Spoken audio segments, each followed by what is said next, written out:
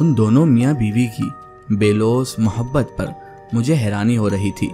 समझ नहीं आ रहा था कि इस मतलबी दुनिया में क्या ऐसे भी लोग होते हैं जो बेलौस मोहब्बत रखते हैं, जो बिना लालच के किसी से मोहब्बत रख सकते हैं। वो मेरी हैरानी दूर करने के लिए कहने लगे कि बेटा इतना हैरान मत हो, हम समझ सकते हैं तुम्हारी हैरानी की वजह।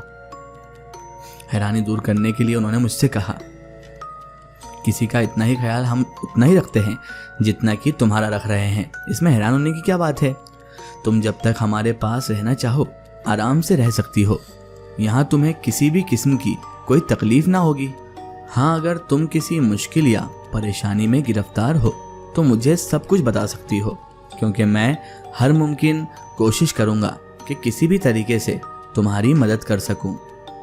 उनकी इतनी मेहरबानी देखकर मैं इमोशनल हो गई, मैं आप दीदा हो गई और मेरी आंखों से आंसू निकलने लगे थे। फिर वो मुझे कहने लगे कि दरअसल पहले हम दोनों मियाँ बीवी भी बड़ी परेशानी भरी जिंदगी गुजार चुके हैं बेटा। आज से तकरीबन 25 साल पहले की बात है, हमारी शादी हुई थी।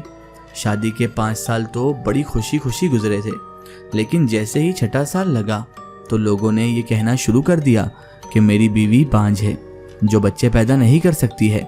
ये बातें सुन सुनकर मैं और मेरी बीवी बड़े दुखी रहने लगे थे बेटा।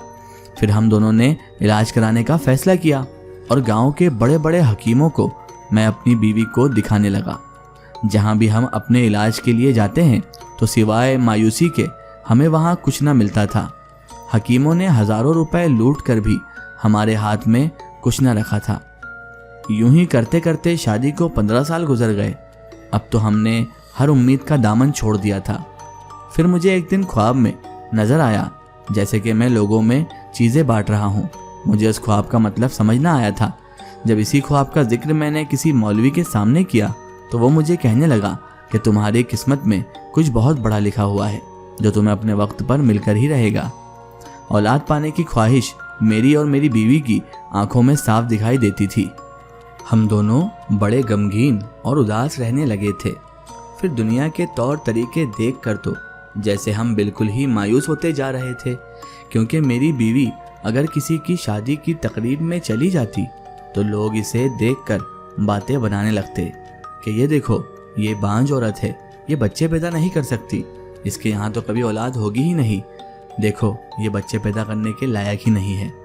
ऐसा ना हो कि कहीं इसका साया नई दुल्हन पर भी पड़ जाए, यूं वो भी बेचारी बच्चे पैदा करने से गुरेज करने लग जाएगी और उसके यहाँ भी बच्चे पैदा नहीं होंगे। फिर यूं आहिस्ता आहिस्ता करके मेरी बीवी ने किसी भी खुशी के मौके पर कहीं भी आना जाना छोड़ दिया। अगर मैं भी 4 लोगों में निकलता तो लोग मुझे कहते, नवाजुद्दीन साहब किसी बड़े हकीम से अपना इलाज करवा लीजिए, हो सकता है कि आपकी बीवी के अंदर कोई नुक्स ना हो, आपके अंदर ही हो सकता है आपके अंदर कोई नुक्स ऐसा हो जो आप बीवी पर ढोलकर अपने आप को बचा रहे हैं। लोगों की ये तकलीफ दे बातें सुन सुनकर मैं और मेरी बीवी के जहनी मरीज बनते जा रहे थे। जहनी तवाज़ुन हम खोने लगे थे और हमारे दिमाग पे हमेशा दबाव बना रहता था। हम सोचते थे कि इन लोगों को क्या जवाब दें। ऐसे लोगों के ताने सुन सुनकर हम भी पक चुके थे और हमारे कुछ भी समझ में नहीं आ रहा था। कैसे इन लोगों को जवाब दें, कैसे इन लोगों का सामना करें। हम दोनों ही दिमागी मरीज बनते जा रहे थे और मेरी बीवी इस कैफियत में मुब्तला होकर शायद जहनी मरीज भी बन चुकी थी। लेकिन एक दिन मेरी मुलाकात एक बड़े नेक इंसान से हुई। मैं मस्जिद में बैठा रो रो कर अल्लाह तबारक व तआला से दुआ मांग रहा था कि एक खूबसूरत फूल औलाद के नाम मेरे झोली में भी डाल दे मेरे मौला। तू तो सब कुछ करने वाला है, तू मुर्दों में जान डाल देता है, तो इस सुनी गोद में तू ही इस औलाद को डाल सकता है। तू ही मालिक है, तू ही खालिक है और तू ही सब कुछ करने वाला है। उसने एक आदमी ने शायद मुझे रोते हुए देख लिया था। फिर वो मेरे पास आया और मुझसे कहने लगा कि आप सिर्फ अल्लाह से लो लगा लीजिए। कितने ही इंसान इस दुनिया में मौजूद हैं जो साहिब औलाद होते हुए भी बे औलाद हैं।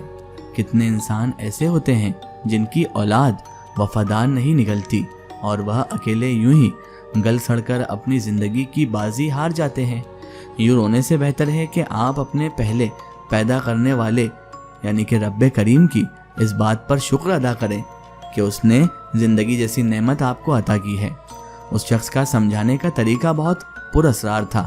اب میں نے یہ ساری دنیا بھی باتیں چھوڑ کر اللہ تبارک و تعالیٰ سے لو لگا لی اور میں 5 وقت کی نماز پڑھنے لگا اور دن رات عبادت کرنے لگا۔ مجھے عبادت کے سوا کچھ دکھائی نہیں دیتا تھا۔ دیکھتے ہی دیکھتے میں اس پوری بستی میں مشہور ہو گیا اور لوگ مجھ سے دم وغیرہ کروانے کے لیے میرے پاس آ جاتے۔ جو لوگ مجھے تانے مارتے تھے وہ بھی میرے پاس دعا کروانے کے لیے آتے۔ لوگوں کا کہنا تھا کہ میرے دم میں شفا ہے، میرے دم کرنے سے کسی کو بھی جلد آرام آ جاتا ہے، اور اس طرح اللہ تبارک و تعالیٰ نے اس کے ذکر سے مجھے عزت بخشی۔ میں سوچتا کہ اس میں میرا کوئی ہاتھ نہیں ہے، یہ سب اللہ کی عطا کردہ نعمت ہیں۔ پھر ایک دن ایک شخص میرے پاس آیا۔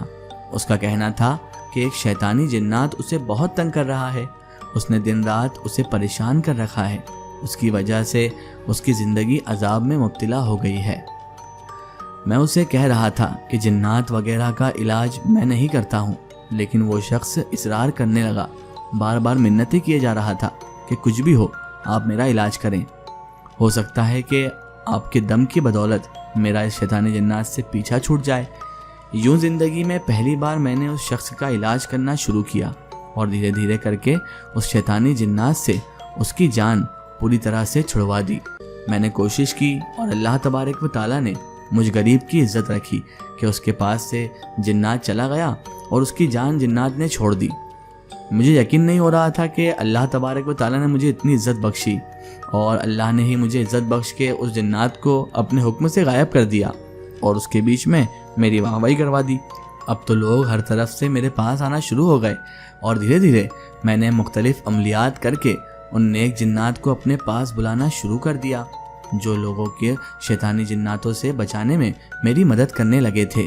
وہ جنات جو اچھے جنات تھے وہ شیطانی جناتوں کو دور بھگا دیتے، کیونکہ اچھے جناتوں کے پاس بھی قوت اور طاقت ہوتی تھی، لیکن کچھ شیطانی جنات بہت ڈھیٹ قسم کے ہوا کرتے تھے، وہ اچھے جناتوں کے جھنڈ کو بھگا دیا کرتے تھے۔ آج مجھے اس بات کا غم بھی نہیں ہے کہ میرے یہاں کوئی اولاد نہیں ہے، لیکن اللہ میں اس کے بدلے مجھے میرے پاس بہت کچھ عطا کر دیا ہے، اور میں اور میری بیوی اپنی زندگی کی بہت اچھی طرح سے خوشی کی طرح سے گزار رہے ہیں۔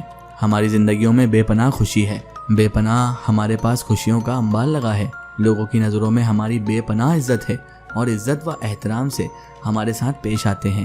کہتے ہیں نا کہ اگر زندگی میں آپ کے پاس کسی چیز کی کمی رہ جاتی ہے تو بدلے میں آپ کو دوسری چیزیں بھی عطا کر دی جاتی ہیں۔